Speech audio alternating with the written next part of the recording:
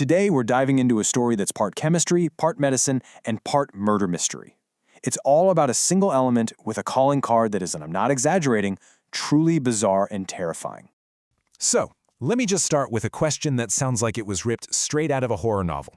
What kind of poison could possibly be so strange, so otherworldly, that it actually makes its victims glow in the dark? The answer is just one word: phosphorus. And let me tell you, its story is one of the most fascinating and downright frightening in the entire history of toxicology. So, let's start with its most famous feature, the one thing that makes it absolutely unmistakable for doctors and detectives alike: that strange and very deadly glow. You see, phosphorus poisoning kind of announces itself by attacking all your senses. First, there's this really strong garlic odor on the breath. If the raw element is exposed to air, it gives off these dense white fumes.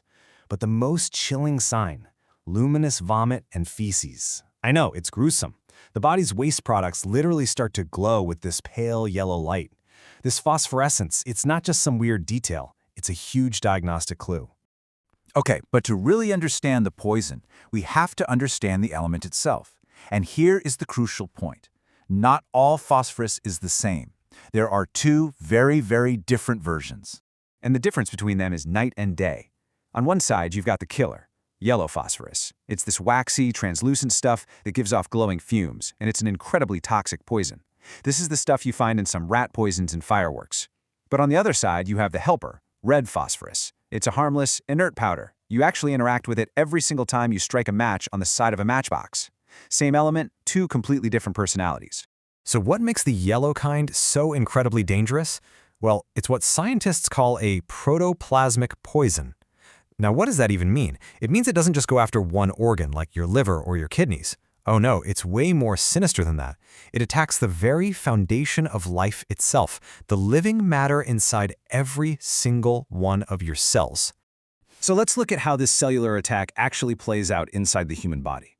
The course of phosphorus poisoning isn't a straight line. It's more like a really cruel two-act tragedy, and it even has this deceptive intermission in the middle that gives victims a totally false sense of hope. Act 1 kicks off just a few hours after someone ingests it, and it is violent. But then comes the trick. For 2 or 3 days, the symptoms can just vanish.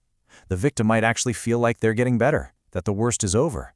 But this is the poison's deadliest lie.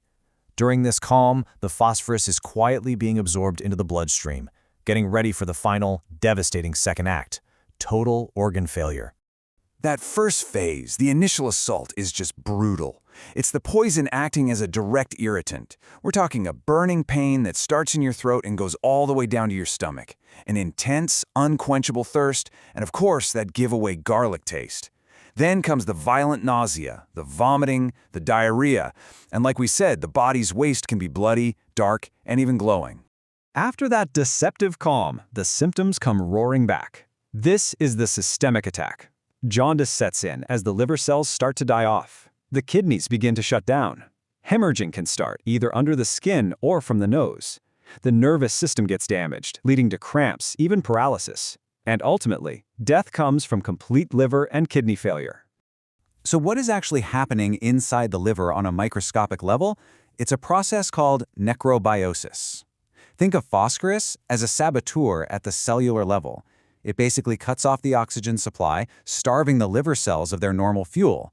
Since they can't burn energy the right way, the cells just start filling up with fat instead. This leads to a massive and fatal condition called fatty degeneration. And this slide right here shows exactly how investigators can tell what stage the poisoning was in, even after death. In the early stage, necrobiosis, the liver is actually enlarged, it's uniformly yellow, and it's greasy to the touch. But in the late stages, it becomes shrunken, hard and brittle, a condition called acute yellow atrophy. It's a clear, physical timeline of the poison's destructive path. So when you're faced with this kind of cellular destruction, is there anything that can be done? Let's move on to the desperate fight to try and save a victim. The first thing you need to grasp is just how unbelievably potent this stuff is. The typical fatal dose is just 60 to 120 milligrams. To put that in perspective, that's about the weight of a single grain of rice. Now that said, if that initial violent vomiting is severe enough, it can sometimes expel enough of the poison for a person to actually survive a larger dose. Okay, now this is a critical point, and it's totally counterintuitive. Your first instinct for someone who's ingested a poison might be to give them something soothing, like milk. In this case, that is the absolute worst thing you could possibly do. You see, fats and oils actually dissolve phosphorus, which dramatically increases how much of it the body absorbs. It's literally like pouring gasoline on a fire. So instead, doctors have a very specific game plan. First, they wash out the stomach, using chemicals to directly neutralize the poison. Another option is to use a solution that physically coats the tiny phosphorus particles, basically making them harmless. After that, they give treatments to slow down any more absorption and pump the patient full of IV sugars to try and protect the already struggling liver. Now, given how potent it is and its bizarre symptoms, it's really no surprise that phosphorus has a pretty dark history in the world of crime. So let's take a look at the medical legal side of things. Because it's a key ingredient in so many rat poisons and fireworks, it's tragically easy to get a hold of. That garlic taste and smell can actually be disguised in strong, sweet tea or coffee. But what makes it such a sinister choice for murder is that delay. The symptoms don't show up for hours, and at first they can just look like a sudden case of liver disease, which can throw off suspicion. The key thing for investigators, though, is that phosphorus is so stable it can be detected even in a body that has started to decompose. And here's a detail from a real case that just sticks with you. A 43-year-old man who'd ingested rat poison told doctors that in those first few hours, and I'm quoting here, he had such flatulence as if he had eaten many onions. It's just such a strange, specific, and very human detail in the middle of this awful chemical process. So far, we've only been talking about acute poisoning, what happens from a single fatal dose. But phosphorus has another, even more grotesque legacy, a chronic condition that haunted an entire industry for decades. They called it phossy jaw. It was this horrific occupational disease that affected matchstick makers back in the 19th and early 20th centuries, who were constantly breathing in yellow phosphorus fumes. It caused this terrifying bone infection in the jaw, leading to grotesque swelling, foul-smelling pus, and eventually the bone tissue itself would just die and begin to rot away. It was an absolutely brutal price to pay for progress, and its horrors actually helped spark some of the very first movements for worker safety regulations. Phossy jaw is now basically a ghost of industrial history. It's a horror we've left behind thanks to regulations and the switch to much safer red phosphorus. But it's a powerful reminder that even the most common elements all around us can hide some truly deadly secrets. Which kind of leaves us with a question, doesn't it?